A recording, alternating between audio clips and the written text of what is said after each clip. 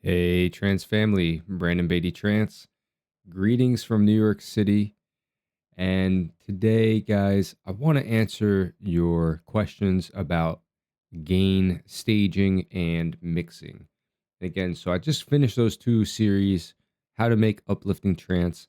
I got a lot of questions, and I think the most common questions, or maybe the topic, the thing that would answer your questions really came down to gain staging and mixing, and how do we make those mixing decisions.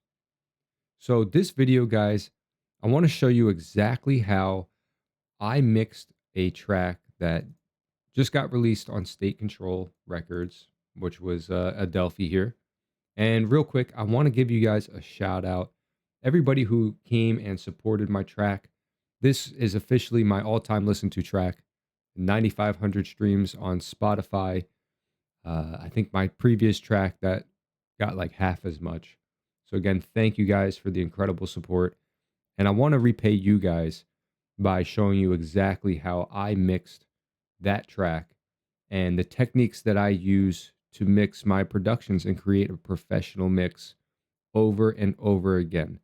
And so if you guys are sick of guessing, looking on the internet endlessly, trying to figure out how to mix, uh, this tutorial is for you. And the goal of this tutorial is to give you a clear method and formula that you can use, again, over and over again, to mix your tracks without going too much into the science. And, this isn't a physics class. This isn't necessarily an audio master class. However, it is going to be, we are going to dive into detail. However, I'm not going to, I don't want to lose you guys in the sauce. All right. So I just want to draw some lines. We're not going to go all analog nostalgia on here. Okay, guys. My goal is to show you this method and get straight to the point. So real quick, guys, if you haven't subscribed, if you haven't given me a like, that's the best thing you can do to support my channel. Help me make a scene in New York City for uplifting trance. I want to bring you guys along. And so this is the first step, is getting your mix right. So, okay, so I just realized it makes more sense to start from a completely blank slate so I can explain these concepts to you guys one at a time, and then we'll put them together in a full production and show you how I mix the elements together. The first concept we want to talk about is gain staging, okay? And again, this is not going to be a science lesson on meters. It's not going to be a science lesson on gain staging. I'm just going to show you the exact gain staging system I use to mix my trance records and get them signed, okay? And so the first tool we're going to need is a VU meter. And again, I'm not going to just explain a whole lot like what a VU meter is. I'm just going to make it simple for you guys and say this. When we're mixing, it's all about referencing a level, okay? The point is that if we make sure every sound is at 0 on a VU meter, it will make sure that we have a lot of breathing room when we go to bounce our mix and send it to a master engineer. Okay, so if you don't know what that means, again, let's not get obsess over details. Look, this is the system I use. I literally, we'll start with the kick drum because that's the most important element. We're going to grab the kick drum, put it into our sample player, and let's just make a quick 4 to the floor pattern. Okay. Do that. Okay. And now if we look at the VU meter, right away we can tell that we have a problem. Okay, that kick drum is pumping way past this meter, and so we need to turn it down. The best way to turn it down is to grab some kind of volume plugin, gain plugin, whatever you have. If you're using Ableton, it's the utility. And if you look here, There it says we're about 8 decibels too loud. So we're going to go ahead, turn down the gain about 8 decibels. So here you can type it in if you want to. That's probably easier to get it accurate. Whatever, we'll do -9. Okay, there you go. And now you see, once we took the time to turn that sample down, it is now set at the correct level according to our reference. Again, our reference is 0, and we want this sound to be around 0. And we want to do that with everything. And right there's our kick. And we do the same thing with the sub bass. So here we can use our sample pack. We'll go into the sub bass loop. And we'll just grab this first one. Here's A. And we'll drop it right into this audio track. Try to keep things organized here. Here's our kick. And here's our sub bass. Okay. Okay. And so I'll make sure that, wow, yeah, so you can hear right away our sub bass is too loud if we have this at 0. And that's because we didn't take the time to set the level correctly. So again, let's pull up the VU meter. Okay. Right there, you see right away that sub bass is 14 decibels too loud. And I apologize if you have this on big speakers. I probably just blew your speakers out. And so we need to take our utility plugin and turn it down. I don't even know how much I said it was, like something like 17. So we'll just set it at -15. And we got to make sure the meter is after the volume plugin. You see how I did that? It's going to look like it's not turning down. Got to make sure the meter comes after the volume. So once I turn the bass down 15 decibels, you can see now it's within range. Beautiful. Now we can do the same thing on the master bus, okay? Because now we also want to mix those two sounds together. I didn't know there was a limiter on here, so we'll just delete that. And so now that I have the kick set to 0, here I'll set this so it says kick. We have the sub bass set to 0.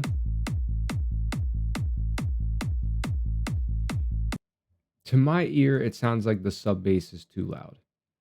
Okay. And the way we know it's too loud, so here's the issue. If you have tiny speakers, if you're on tiny headphones, if you're on like laptop speakers, you're not going to really hear the sub bass right now. Maybe you hear it a little bit, but this is one of the biggest hurdles for new producers is getting that kick and sub bass relationship. Okay.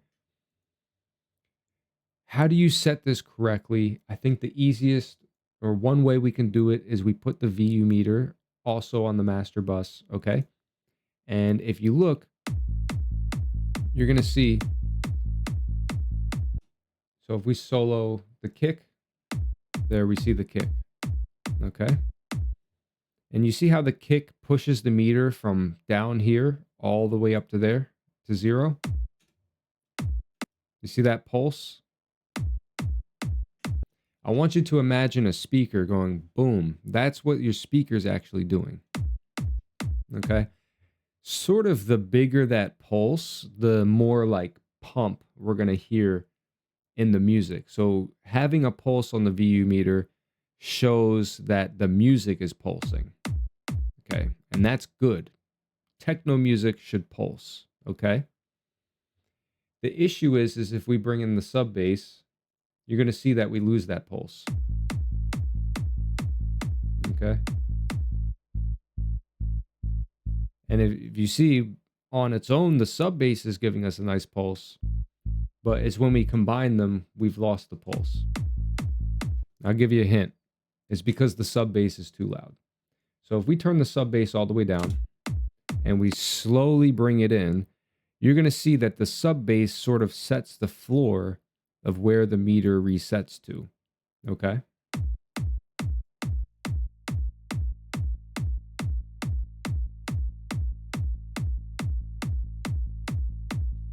See, right now, I took it from -20 to -10. So the kick happens, and then it resets the -10, and then the kick happens. Turn it lower. See? So right now, I'm in complete control of the mix. And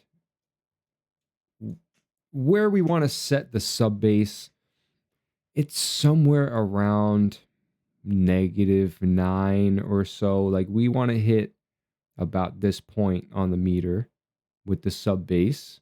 So when the kick happens, it should come to 0. And then when the sub bass happens, the meter should be about 9. We don't need like a huge uh, dynamic range of pulse, because then it's not going to pump correctly. Like, there is a sweet spot, right?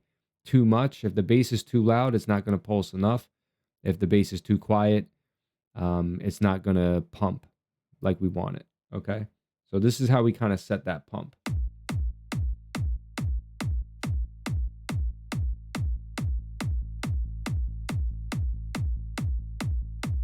So right about there. So I'm at about -9.5 decibels.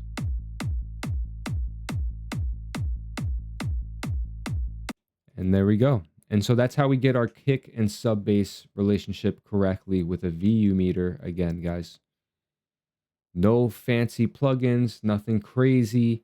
Literally took a good quality. Again, I think this starts with good quality samples, good quality sounds at the sound source. These are the right sounds. That's the biggest thing. If you're doing this with the wrong kick and the wrong bass, it'll never sound right. So make sure you have the right sounds, because I didn't have to fight. All I had to do was set the levels correctly. And once I got them set correctly, now we have the foundation for the rest of our mix. And this is the point where we can also pull out span. Again, put span on the master bus. Oops, put it on the wrong one. So I'm going to put span onto the master bus. And if you don't know what span is, this is a spectrum analyzer. And hey, look at that. Now we can see our music. And I do like to set the time a little bit quicker. It is better for trance to have the reset faster. You see that really quick? That's a little too fast. Set it somewhere right there, about 400, maybe 250 or so. Okay. And if you've seen some of my other videos, I do also show you, hey, if you solo the kick drum and look at it on span, you'll see, hey, so it's peaking at about -42 on span. I try to set the kick drum about 6 decibels lower than that. So the sub should be about 6 decibels lower than the kick drum. So the kick drum was at -42. The sub can come in at -48, and it should sound about right. So right there, we're about 54. 51. So that's about 9, which actually makes sense because we did turn it down about 9 decibels. So somewhere between 6 to 9 decibels lower than the kick drum on span. We could see what it sounds like at 6. I think that's a little too loud. So, okay.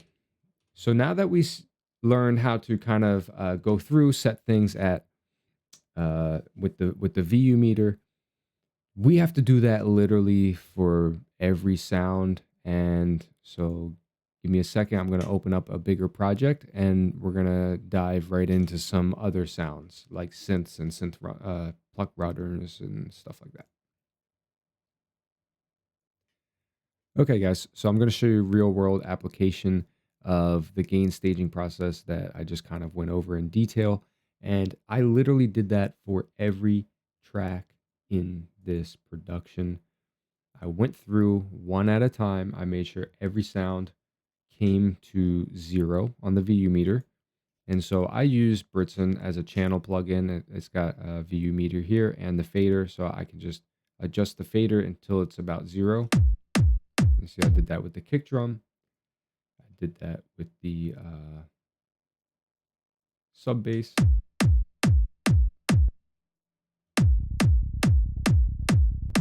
Okay. We can take a look at the master bus. And next, after we do the kick and the sub, we also, again, do the same thing with our mid bass. And so I went through, like, here's the mid bass sound. I had to bring it down about 9 decibels from the synthesizer. Okay. And then we can put it through our effects. And again, I did that for every layer within the mid bass.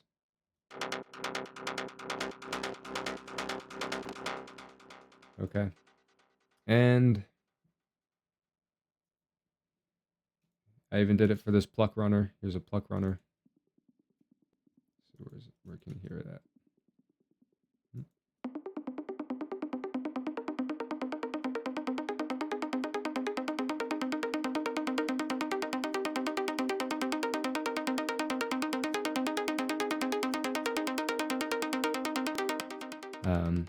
Okay. So again, once we've gone through and we made sure that every sound right after the source, I'm doing this immediately after the synth, right after the sound, or if it's a sample, like right here is this right here is the hi-hat sample. I had to turn some of these down. Some of them were already good. Yeah, so the hi-hat samples were okay. I actually didn't have to turn them down. But anything that is coming up really, really loud, we just go through and turn them down. So yeah, once we've done that, guys, that's where the mixing process happens. Again, once you do your processing chain, I'm not going to go through processing chains in this video. So once you do your processing though, and by that I mean, for instance, take this pluck runner, all I did, so we turn all the processing off. So that's the pluck runner by itself. So far all we did was turn the volume down, and then for processing, I put it through a delay, put it through a reverb,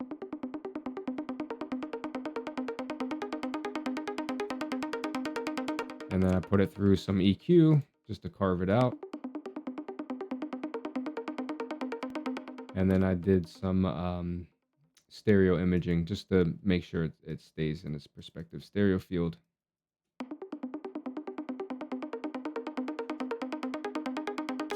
So once we've done that, guys, then we're ready to start mixing everything together. And so now we're going to jump into part 2 of the video, and we're going to talk about how do we mix these elements together. So now that we've gain staged everything, we've made sure all these elements are at 0. We're ready to start adjusting faders, and I want to make that distinction clear, guys. In the beginning, we were not adjusting these faders yet, okay? Because gain staging is not the same as mixing, and we need to separate the two jobs, okay? There's a mixing job, and there is the sort of engineering gain staging job. Okay, the mixing engineer is not the same uh, as the engineer, as the actual engineer. So there's a huge distinction, and once you kind of realize that, you're going to realize how to actually use the aux sends, when to use aux sends, or when to put the effects in the bus. Okay, because really what it comes down to, and this is going to be a quick aside, but it does tie in. The difference between engineering is when we're putting the effects right here directly into the sound, we're engineering the sound, okay? You see how I put this pluck runner directly into the delay and into the space, and then I was engineering the space and everything. I didn't mix this in. You see, I was creating a sound. Then I used the mixer. Where's the pluck runner on the mixer?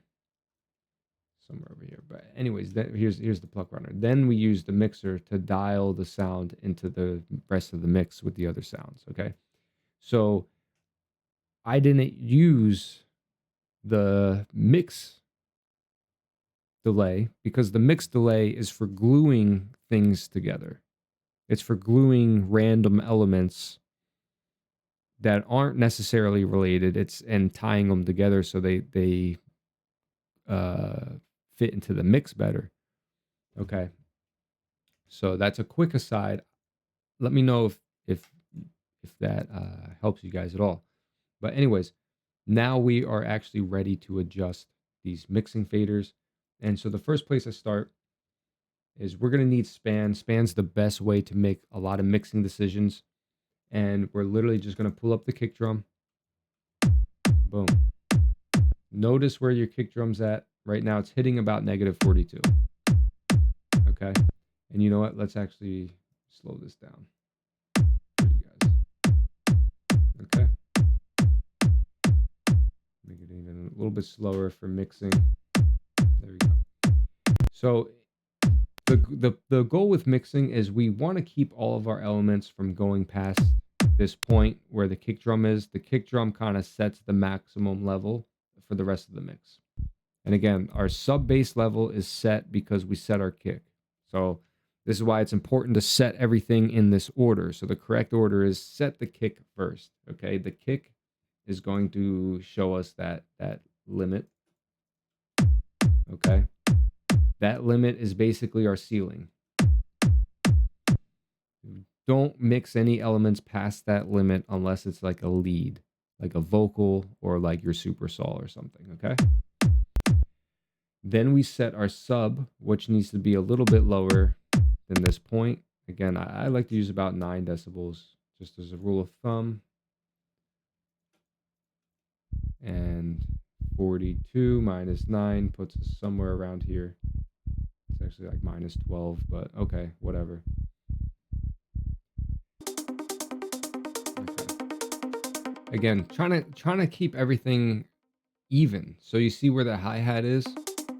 And right there's the pluck runner. So sorry, let's solo the pluck runner.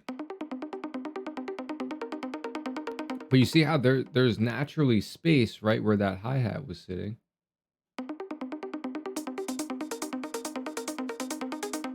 And we're just trying to balance it so that the hi-hat and sort of where the weight of that pluck runner is.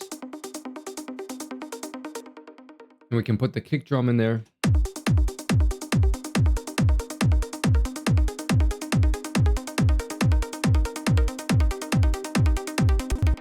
Let's add our mid basses.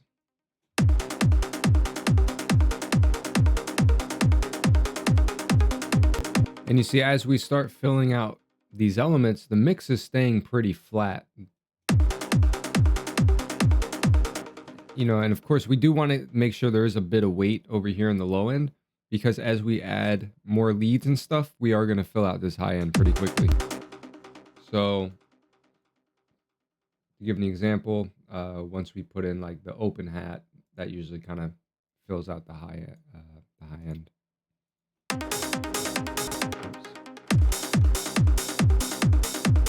So right there, that's the open hat really kind of filling that out.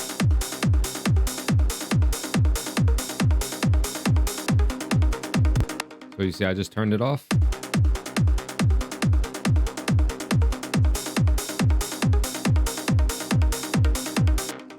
And let's put the sub bass in there. So we didn't even add that in yet. Now, what I want you guys to notice is there's a pocket of space right here in the mid range, and that's where we could put some melodies and stuff. So, and especially the acids. So actually, if we pull up the acid here, and so you can see the acid will kind of sit in that pocket of space.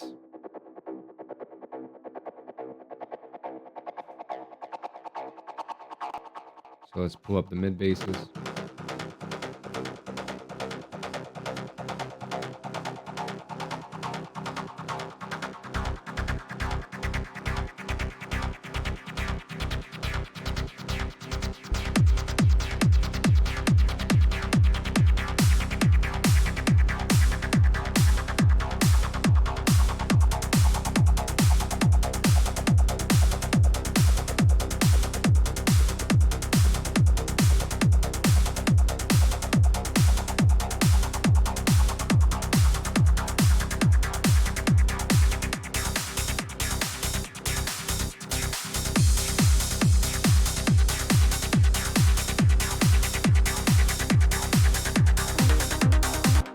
Okay, so I'm just kind of adding elements in so you guys can see how the mix starts filling out. And the point is that nothing is really going past that line that we set in the on span. Okay, so that's how I go about balancing all the elements together, and that's how you can make your own decisions. As long as nothing is going way up here in this space, right? You know, it's getting right. It's you're getting it into the right zone or the right range, guys. So it's all about getting things close. You don't have to obsess over details in the beginning. We just need to get this stuff close, and this is how we get it close. And at this point, once you get used to using span and checking, this is how we prove, guys. This isn't magic. There's no guesswork involved. You shouldn't be guessing. Okay. So if you find yourself guessing, it's because you don't have the right tools. So if I said, "Hey, I need you to measure, I need you to measure something, and I need it to be a foot, a foot wide," how do you do that without measuring tools, right? You need a measuring tape. And so this is our measuring tape in audio. It's really we need two tools to measure. We need this spectrum analyzer because that's going to show us how we can measure our frequencies, which in turn is really right our instruments, because each instrument covers a different frequency range. So this is how we measure our frequencies, but then we also need to measure our amplitude or our volume. And so we do that with the VU meter. And so they just have different roles, but it's the combination of using both of these that we can set our mix correctly, basically on any pair of headphones. You could almost mix your music blind. Well, not blind. You could mix your music deaf at this point. Okay. And so this is where I want to take that old advice that was killing me. It was people saying, use your ears, use your ears. That doesn't help. Okay. If you don't even know what's right in the first place. Like, yeah, if I made 1,000 cuts, that was like, I already measured a foot 1,000 times and I already made that cut and I could just like measure it in my sleep. Okay, yeah, use your eyes. That advice kind of works. But if you're just starting out and you've never made your first cut, use your ears is the worst advice I ever heard because I don't know what the hell that means, right? So don't use your ears. This time I'm going to say use your eyes. Use your eyes until you learn to trust your ears, okay? Okay. And then the last thing I want to show you guys before we go is what it looks like when we put the lead on top. And so I'm going to show you the lead because that along with the kick is the loudest element. So here is my super saw with all the here's my super saw with all the layers, and I'll show you what it sounds like in span. So we're going to solo that.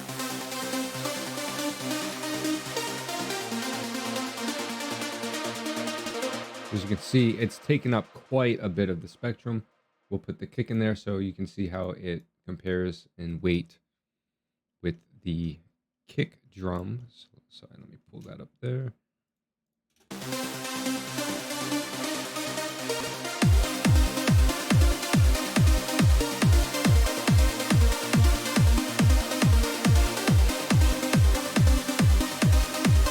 Okay, so you see how that works. The super saw has been leveled so that literally it fits where the kick is. And we'll put all those elements in. So here's with the hi-hat, the clap, and the basses, and why not? We'll put that open hat in there.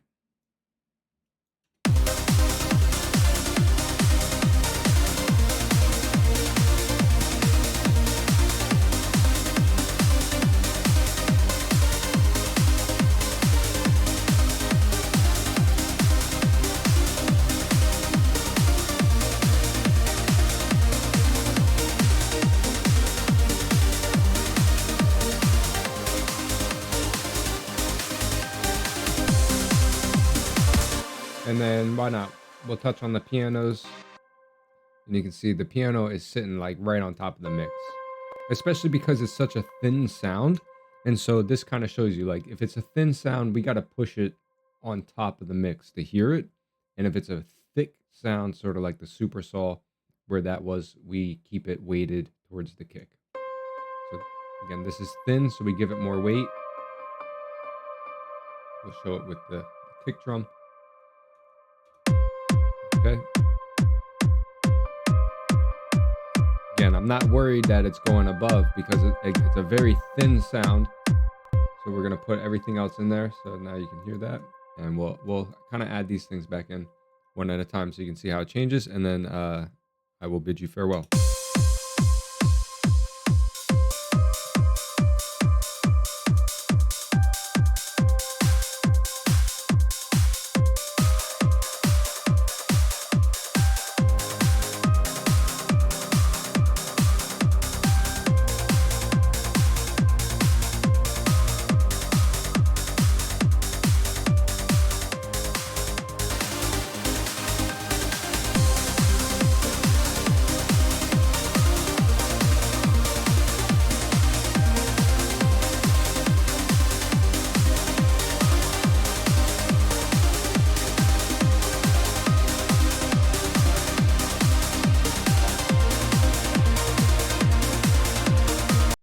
And bonus, guys, this is the last thing we're going to talk about, but this is a super advanced concept, but at the same time, it's not it's not advanced that it's tough to understand, but it's advanced because not a lot of people are going to touch on this. But it's also important that we keep our stereo field in mind. Again, I'm not going to get into the whole science of stereo field. The point is, if everything is full stereo, then nothing is stereo, right? Nothing sounds wide. If everything sounds wide, then nothing's wide.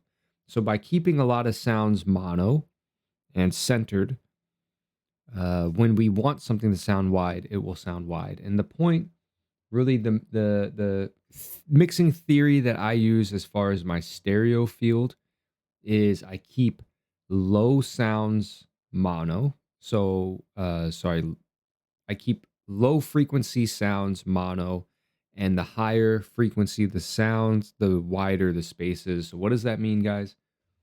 Look, my process is this. If it's a kick drum, I literally go to the kick drum, I take the utility plug-in, and the very last thing is I make it completely mono, okay? Same with like the sub bass. The sub bass is the most, right, is like one of the lowest things. We're going to make it completely mono. All right, this keeps our low end very tight, completely centered, and completely mono. Now, when it comes to something like the mid bass, we don't necessarily want it completely 100% mono. Okay, we do want, so again, if we pull up span, you will see that there is some kind of mid, like, look at that. We have like information below between 200 to 300. Like, this part of the spectrum should be mono. So I'm going to make like 250 to 300 mono. And this part is going to be a little bit wider. So any sound that's sitting between 300 to, 2000 or so, I'm going to make it a little bit wider, not totally wide, but a little bit wide. And then the things that are sitting up here in the very high end, I'm going to make them totally wide. Okay. And that's just kind of building up our stereo image so that, again, low sounds are going to be towards the center. Sorry if you guys can see that. It's like we're building an upside down pyramid. Okay. High sounds, the higher the sound, the wider it's going to be. The lower the sound, the more mono it's going to be. And we do that using a utility plugin, or using, a stereo imager, which is the utility plugin in Ableton. So I showed you how to make the basses mono. So a sound like the mid bass, we're going to put it, the utility, oh, sorry, I already put it in. And we're just going to tighten it somewhere around like 40%. And right away you can hear a difference.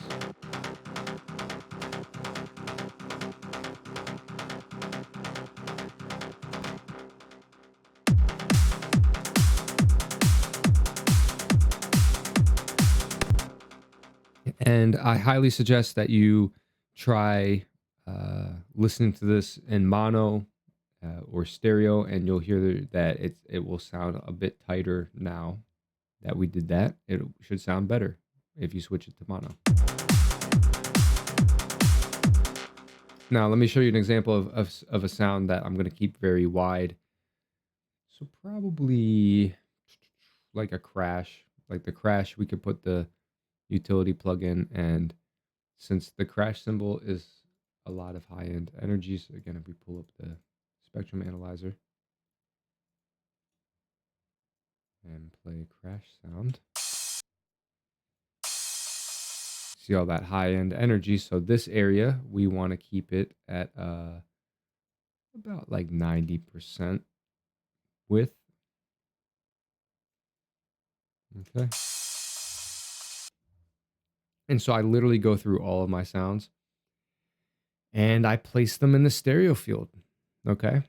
And so those are the three things that I do. So again, this is like getting your feet wet into the concepts. I know this is probably not going to be like the all in depth guide. Like you probably, maybe you might need somebody to hold your hand a couple times to do this if you've never done this before, but take some time, guys. I highly recommend.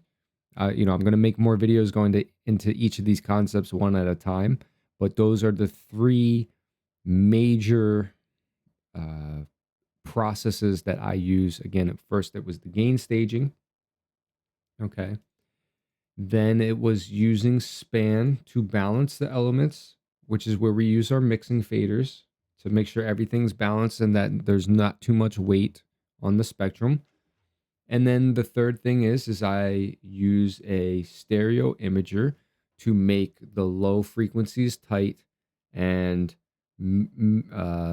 mid-range frequencies a little bit tighter. And then, again, keep the stereo field in mind. I only allow big sounds to actually have a full stereo range, and a lot of sounds I'm tightening the stereo range. Okay, because we only have limited, just like we have limited frequency space, we also have limited stereo space. Okay, and so those are the things that you need to do to mix your tracks properly. So all right, guys, this is the part where I need you guys to give me feedback. What are you still confused about? What did I not explain well? And what can I do to make the next video where I talk about this better? Because these are the most important concepts that you guys need to understand to get your mixes right. Stop guessing and get that confidence that you need to mix your tracks properly. So thanks for listening, guys. Thanks for tuning in. Thanks for listening to my music. All right. Hey, much love. I appreciate you guys. Stay tuned, and I'm looking forward to hearing your feedback. All right. Hey, catch you guys in the next video.